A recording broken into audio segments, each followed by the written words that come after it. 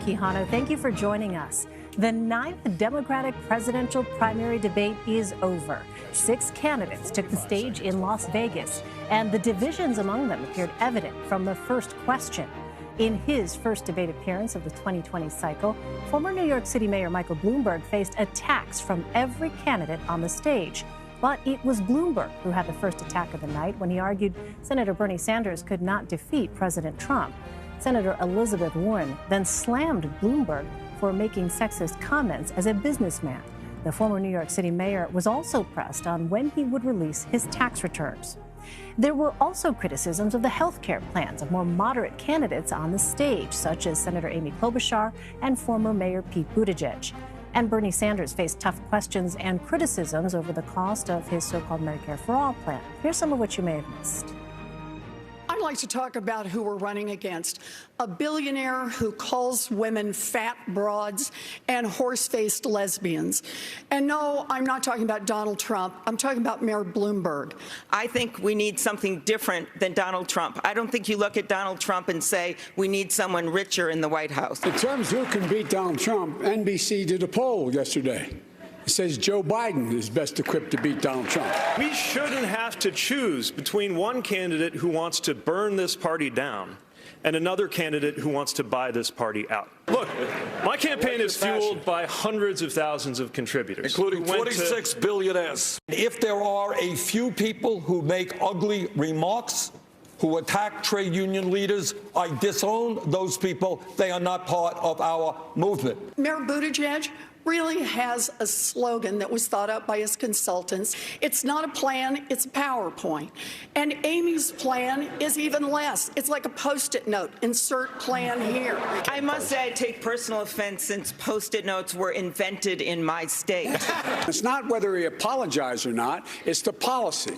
The policy was abhorrent, and it was, in fact, a violation of every right people have. If we took off everybody that was wrong on off this panel, everybody that was wrong on criminal justice at some time in their careers, there'd be nobody else up here. I'm actually less concerned about the lack of transparency on Sanders' personal health than I am about the lack of transparency on how to pay for his health care plan. I hope you heard what his defense was. I've been nice to some women.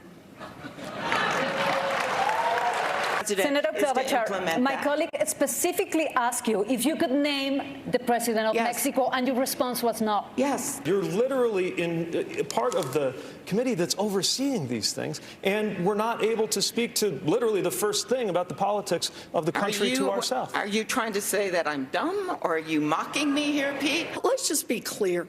Missing a name all by itself does not indicate that you do not understand what's going on. And I just think this is unfair. America is running out of time, and this is our only chance to defeat Donald Trump.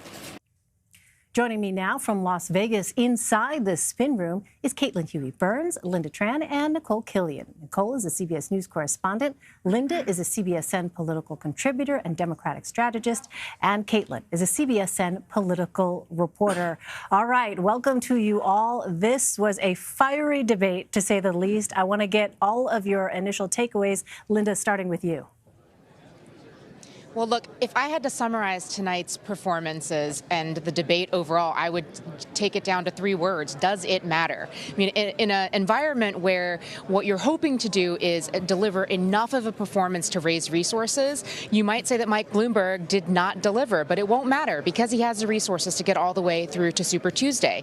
We also saw Vice President Joe Biden deliver what I would say was his strongest performance in the entire series of Democratic debates. But again, was it too little, too late? Does it matter, and will it shake things up? And then finally, Bernie Sanders took a little bit of fire, but I don't think it did anything to dampen the enthusiasm that he's seen behind him or to change up the momentum that he's got at his back right now, the wind that he's got at his back. And so I think that ultimately it's going to be the same kind of folks at the top and the folks at the bottom, the moderates who had, as we saw, they went head-to-head, toe-to-toe, and tried to really differentiate themselves. I'm not sure that actually made a big difference either. Doesn't matter. Caitlin? Elaine, we are in the spin room, so we're not actually at the debate site, but I can imagine that they sent in like a fire hose or a mop to clean up or wipe down whatever happened in there. It was fiery. It was bloody. This was a real turning point, I think, in this campaign, insofar as you saw what a circular firing squad actually looks like. Everybody took attacks on everybody. So I'm not sure, to your point, which is a great one, what this really does. I think if you're looking for what a couple of these candidates that we've been talking about were trying to get out of tonight, we were all looking at Michael Bloomberg going into tonight. Could he live up to the kind of campaign that he has been projecting on the airwaves, on social media? We got to pull back the curtain a little bit tonight, and I'm wondering, whether those who have been supporting him in the polls liked what they saw, if they thought that tonight matched up with what they've seen on the airwaves, and I don't think that's quite the match. I think Bernie Sanders, who would have gone into tonight with the biggest target on his back had it not been for Michael Bloomberg, did come out, I think, relatively unscathed, because you had people like Pete Buttigieg and Amy Klobuchar really fighting it out for that moderate lane. Joe Biden, I think we were looking to see whether he would be eclipsed by Michael Bloomberg, whether Michael Bloomberg could make that case that he is better equipped to take on Donald Trump than Joe Biden. And I think Joe Biden kind of tried successfully, I think, made his case tonight as well. Nicole, what about you? Well, look, I think what stood out to me is what's really at stake, to use three different words, right? And I do think this debate lived up to expectations in terms of how important it was for all of these candidates to deliver. The headline going into this debate was Michael Bloomberg, he qualified, what's going to happen? But quite frankly, all of these candidates had skin in the game, and that's why I think you saw all of them coming out extremely hard. Obviously, Bloomberg was a key focus and a target, but certainly Bernie Sanders had something to prove, being in that front-runner status. I think that's one reason why we saw Elizabeth Warren really come out hard against all the candidates on stage tonight, because she's slipping, and her candidacy is at stake right now. Joe Biden also trying to stay relevant, and as Caitlin mentioned, you had Pete Buttigieg and Amy Klobuchar coming off of this momentum from Iowa and New Hampshire, also trying to keep that momentum going. So really all of these candidates had skin in the game. The other thing that stood out to me, too, is also the messaging that some of these candidates had to remind the voters, particularly voters of color, why they matter. Keep in mind, Nevada, much different in demographics than Iowa and New Hampshire, and many of these candidates tonight really made a point of trying to remind voters about that, whether that was taking Mike Bloomberg to task over his comments about stop and frisk, over his comments about redlining. Another part of the debate, it wasn't as sexy, but when they got into the issue of climate change, certainly we saw Biden, I believe, for instance, bringing up the impact that sometimes this disproportionately has on communities of color. Elizabeth Warren doing the same as well. So clearly trying to make sure their messages were heard, because they know that those constituencies could make a difference in their, ultimate success going forward. All right, Nicole Killion, Linda Tran, and Caitlin Huey-Burns, thank you all very much. Let's bring in our panel of Molly Hooper, Leslie Sanchez, and Antoine Seawright. Molly is a CBSN political contributor and veteran Capitol Hill reporter. Leslie is a CBS News political contributor and Republican strategist. And Antoine is a CBS News political contributor and Democratic strategist. Whew, Antoine, I need to start with you. Thoughts on tonight? Well, I'm still smoking. I know. Because it was really hot, and I could feel the heat coming through. Heated fellowship, like you said. Exactly. That's exactly what I'm not surprised about tonight. At the end of the day, while conventional wisdom would have said the target would have been on Bernie Sanders' back because he is the declared front runner to this point, instead the target was clearly on Mayor Bloomberg, and not him personally per se, but his record. And he did a piss poor job of trying to defend what he should have been prepared for when he knew he was qualifying for this debate. And I'm very shocked and surprised that he did not come as prepared as he needed to, particularly on things that have been in the news and in the conversation of every particular candidate who's on that debate stage for him. I was very shocked by that.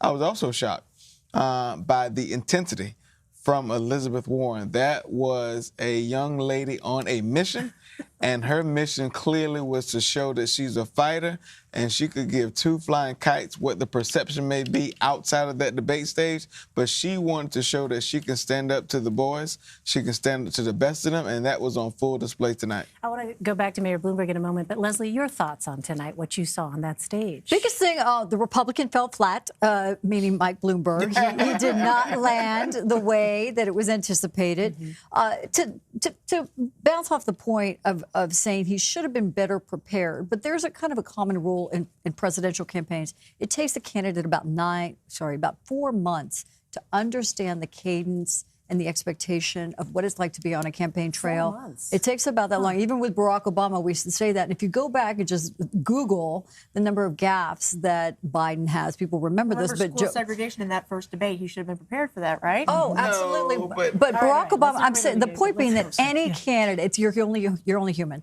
Any candidate, it takes time to understand, that the national media, and you kind of have this adoring effort that starts at your knees, that they say the national media, and then it's slowly moving up to your neck, in terms of the pressure. And that takes time. So if you've been inoculated in a bubble with experts moving out mass messages and you haven't had the mano a mano, you're really going to fall flat-footed. And that's what you saw with Bloomberg. Molly, what did you think? I heard Antoine say this a little bit earlier tonight. I think it actually did a lot for Joe Biden. This is probably the debate that I've seen him. He was actually on fire. He was focused.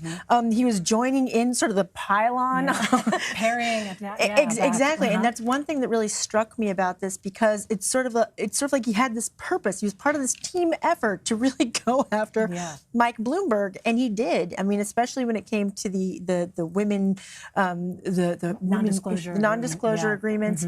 And he was for the most part succinct and really got his message out. I don't know how much it will resonate or whether it will matter per se, but I was struck by that. Yeah. Well, there's two things about that. One, we did not feel the external pressure from the Republicans and Donald Trump for the Vice President Biden. So there was less on that. And then there were less attacks from him being known as a front runner from his fellow candidates on the stage leading up to this debate because of the first two contests, which would have said to me, conventional wisdom would have been attack the current front runner because you want to replace and erase his status. That did not happen. Instead, people went after the 80-pound gorilla in the room, Mayor Bloomberg, only because of his resources. And again, I understand the technical aspect you bring about the 4 months preparation, but he's been having to deal with stop and frisk stuff for a very long time. Worst case scenario, you have a definitive answer and push out your policy agenda of how you're going to change the perception about me as a person and my candidacy. I was looking for more of that per se than changing the temperature totally.